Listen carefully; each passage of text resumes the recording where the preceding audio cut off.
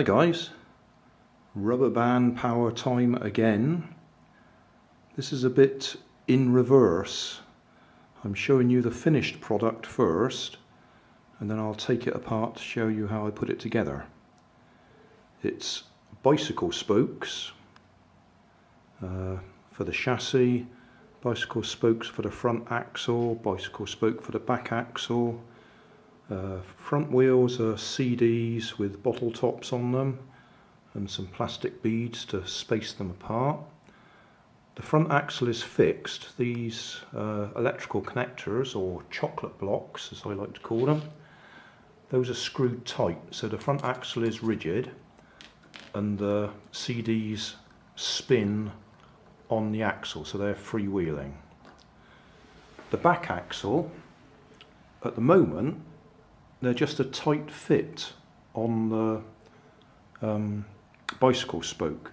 I've actually bent this one at right angle so I can hot glue it in place if I need to. But at the moment it's a nice tight fit. So these are vinyl records, singles that I've used before. I just spotted them in my stock there and thought I'd reuse them. So they actually grip the axle at the moment. As I say, if I need to, I can put some hot glue on there and that'll hold it in place. And I could do the same on this side, bend it up at a right angle and then hot glue it in place. A couple of beads there just to keep it away from the axle, from the bodywork. That's another electrical connector on there just to make it easy to hook the rubber band in place. I used three-way connectors there because I thought I might need to put another spacer across there to hold it rigid. But I've just given it a quick run down the kitchen and it goes all right as it is.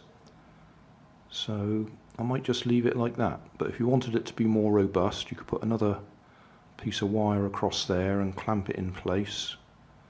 And as I say, with the wheels, if we bend that up at right angles and put some hot glue on the outside, that would grip it in place. But I tried it just now and it worked, so we'll have a little demonstration. Screwdrivers there for tightening them up. We can bend it a bit to adjust the steering. We can also loosen these and turn them up at an angle, and that would change the length. A bit like on a radio controlled model where you're adjusting the push rods. Right, let's see if it runs anyway.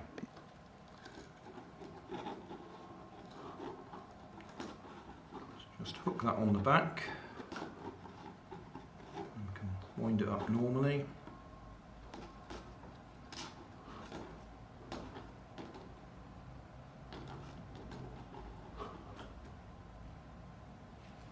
Grab the camera and away we go.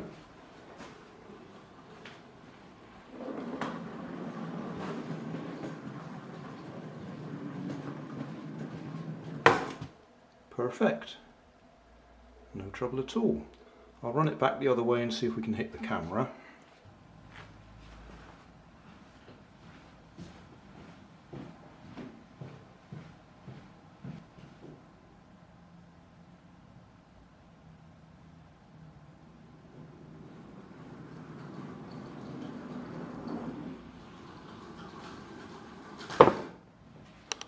I've got to say, I'm really pleased with that. That was just one of those ideas that came to me while I was looking at something completely different and thought, why don't we make a rubber band powered car out of that? I spotted the connectors and that's what gave me the idea. So now we'll take it apart. Back end, as I say, these are just a tight fit on the bicycle spoke.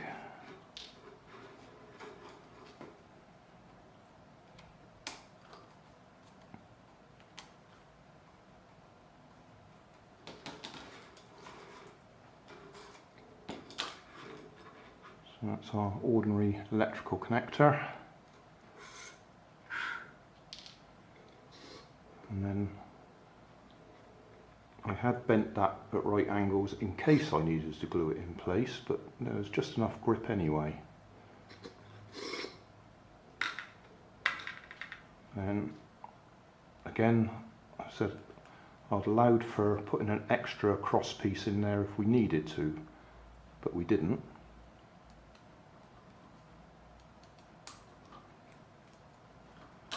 So where the axle went through, I just undid the screws right the way so they're loose, and where we're gripping onto there, I did them up tight.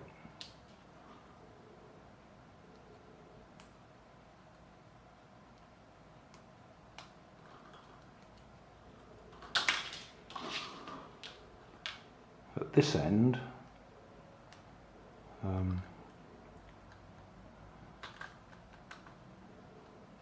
I won't be able to get these right off because I have bent over at a right angle there. I'll have to either bend that flat or cut it off if I want to release the wheels.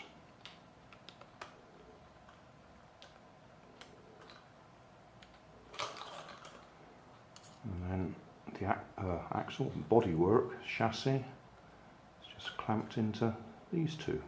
So that's all we've got, just a bicycle spoke bent at right angles at each end.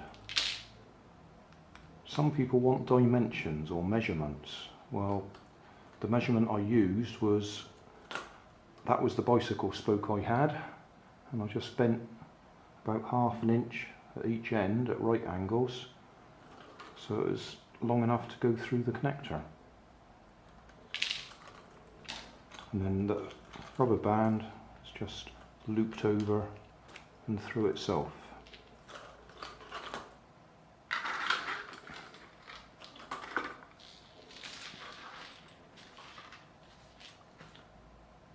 Job done.